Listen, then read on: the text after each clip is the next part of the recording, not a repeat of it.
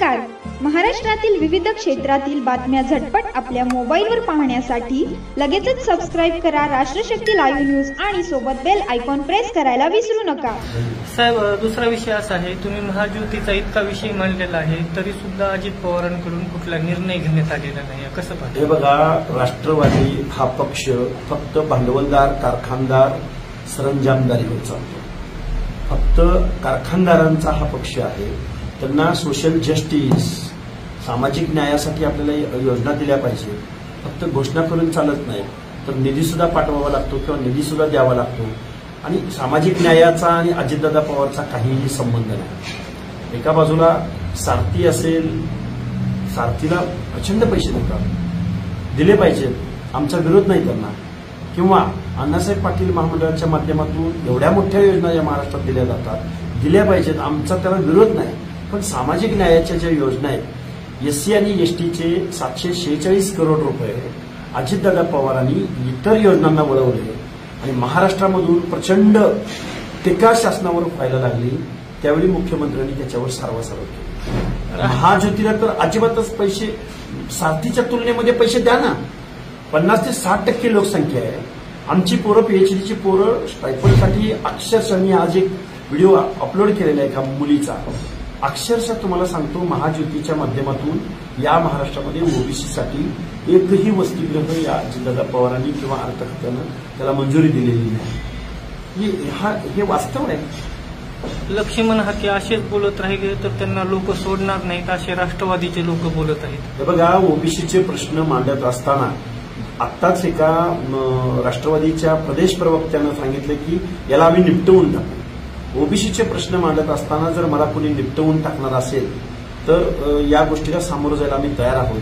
पण त्यांना मी एकच सांगतो की तू जे हे वक्तव्य केलंय ते पहिल्यांदा अजितदादा पवारला विचार की लक्ष्मण हाके या व्यक्तीच्या नादाला लागल्यानंतर, अरे आम्ही गावगाड्यातली माणसं आहोत, काट्याकुराडीची लढाई संपली, धमकी तिकडे कोणाला तरी द्या, तुम्ही त्यांना सांगा अरे ही लोकशाही आहे, इथं संविधान चालतं, इथं कायदा चालतो. तुम्ही ज्या दिवशी काट्याकुराडी घ्याल, आम्हाला संपवायला याल ना, त्या दिवशी आम्ही तुम्हाला बघून घेऊ. थेटतेने तुम्हाला आव्हान दिलेलं आहे, तुमची अवकात काय आहे, तुम्ही माकड आहात, अशी सुद्धा टीका त्यांनी केलेली आहे. बघा, आमची काय अवकात आहे, तुम्ही महाराष्ट्रात फिरून देण्याची धमकी मला दिली. त्यानंतर मी बारामतीमध्ये याच अजितदादा पवारांच्या तालुक्यामध्ये जाऊन 2 सभा आणि 2-3 रॅल्या करून बारामती शहरात पीसी म्हणजे प्रेस कॉन्फरन्स घेतलेली. त्यामुळे आम्हाला कोणी धमकी देण्याच्या भानगडीत पडू नये असं आमचं आव्हान आहे.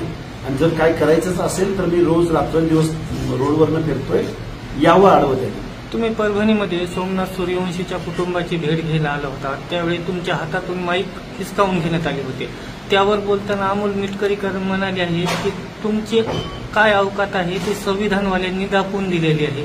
मग अमोल मिटकरी संविधानाबद्दल, संविधान फक्त दलित समाज किंवा आंबेडकरी जनता यांच्यावरच, हेच फक्त संविधानवाले आहेत. आणि तू या महाराष्ट्राच्या कायद्याच्या सभागृहात गेलास, तू संविधान मानत नाहीस का?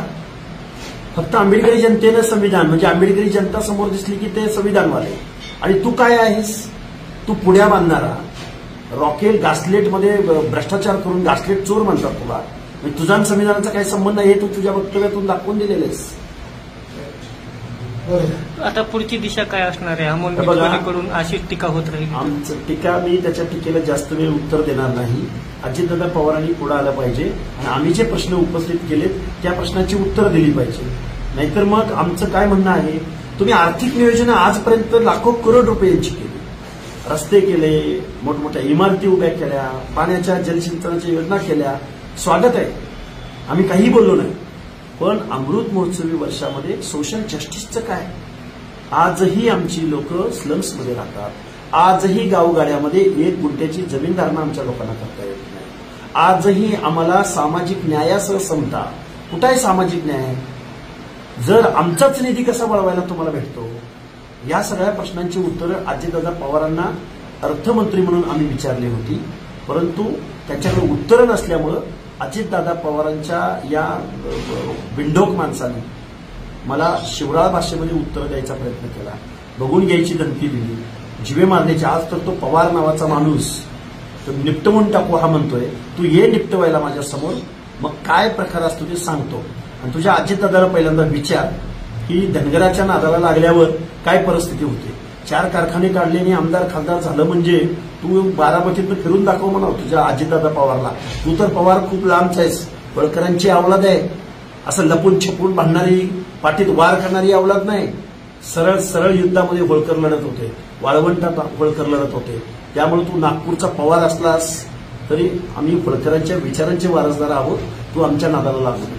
सरळ सरळ टीका केली जात आहे की लक्ष्मण हाके देवेंद्र फडणवीस आणि एकनाथ शिंदेवर बोलत नाहीत, ते त्यांची माणसं आहेत. प्रश्न मर्यादित होता, प्रश्न महाज्योती संदर्भातला होता, प्रश्न मर्यादित होता SC STचे 746 करोड रुपये वळवल्याचा.